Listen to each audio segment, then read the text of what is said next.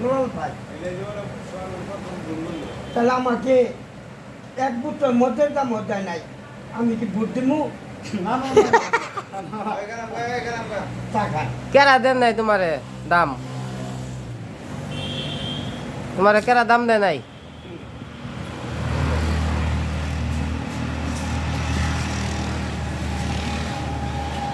50 ছাড়।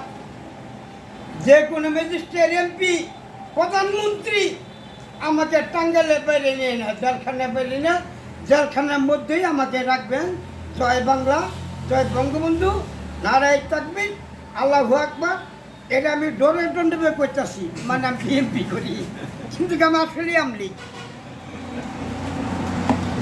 ধন্যবাদ আপনাকে, ধন্যবাদ আমলিকে দুনের বাপ, আপনাকে, ধন্যবাদ।